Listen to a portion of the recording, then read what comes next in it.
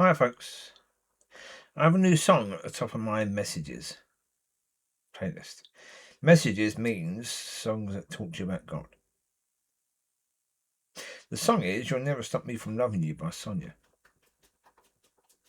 Yeah. And it's not for the lyrics, it's for the chorus. Because I heard it recently, and as soon as I heard the chorus, that nearly broke me. It nearly broke me because, well, as in, tears coming down your face. Because I understand now, there's nothing he can do.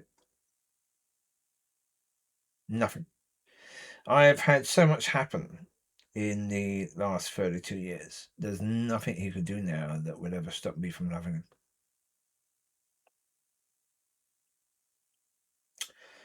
So, yeah. When you understand that, and you really understand that, yeah. That song just has...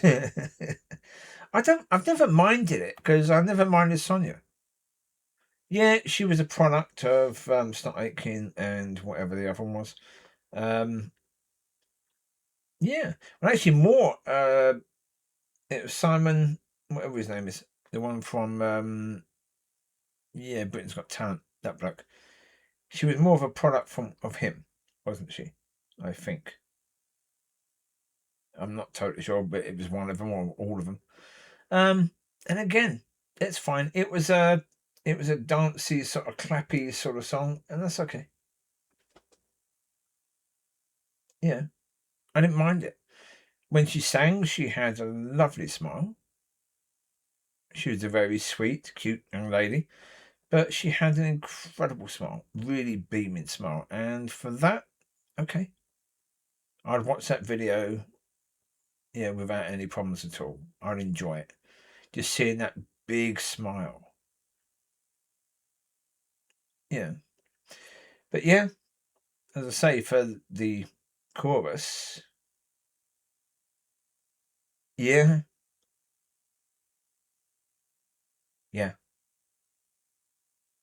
And again, it's the point. Years ago, I couldn't have said this. Not really. Not truthfully. I'd have said it from the point of view of hope. Because obviously, when I moved to Inverness, and God said, "You've been fighting depression since childhood." And as soon as he said that, depression came in big time.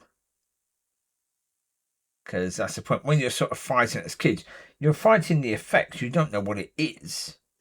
But as soon as you accept it, boom, it comes in like never before. And I was in a homeless accommodation where I didn't know anyone, didn't have any support whatsoever. And yeah, I was on the brink at times. During that time, that was terrible. That was a horrible experience. But okay, I got through it. Yeah. I'd experienced the neighbours above me, getting the other dogs taken away and doing all of that. Again, another horrendous experience. Terrible experience. But I got past it. And so I know now it doesn't matter.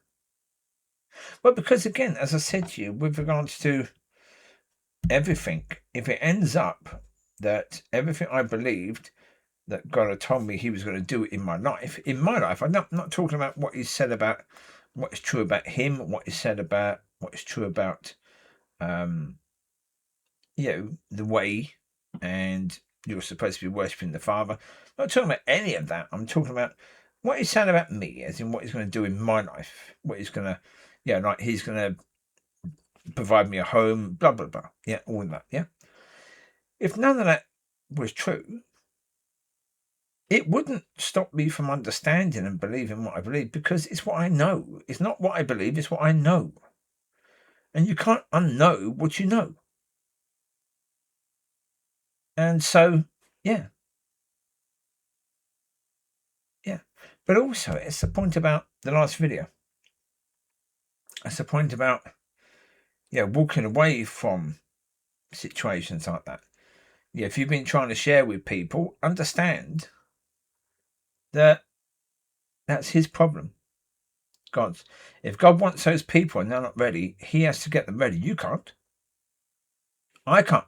So it's about me understanding. It's about his plans, not mine. It's about his will, not mine. His way, not mine.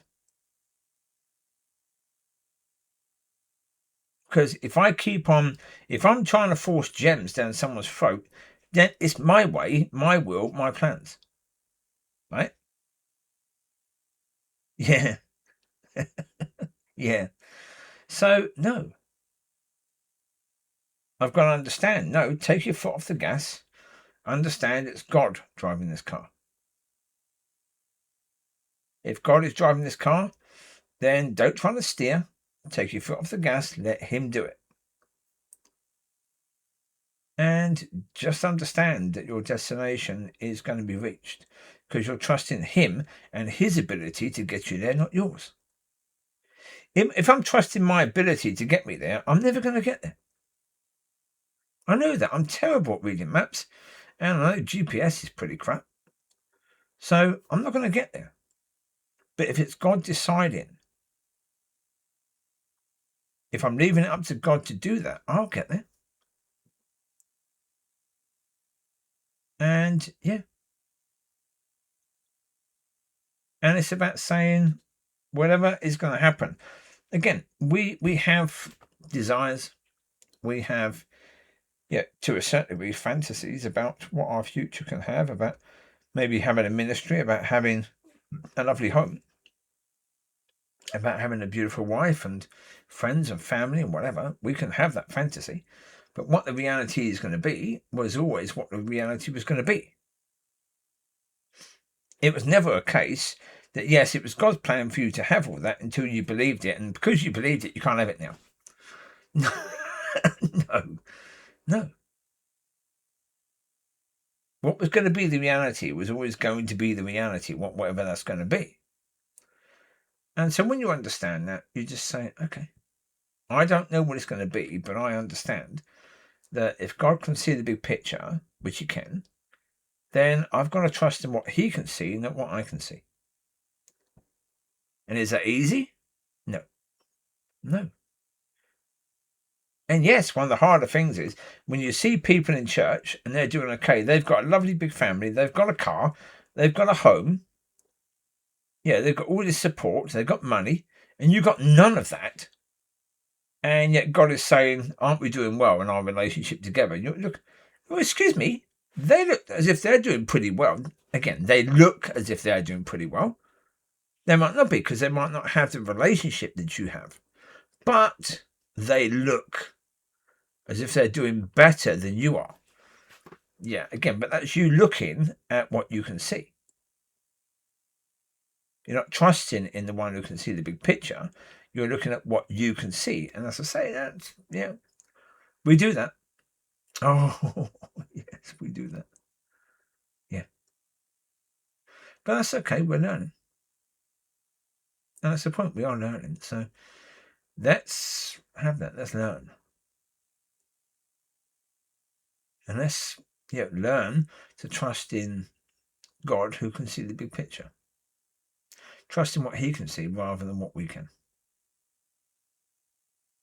So, there you go. I wish you well. Be blessed and go and listen to that song. Focus on the chorus. See if you're there. If you're not, get there.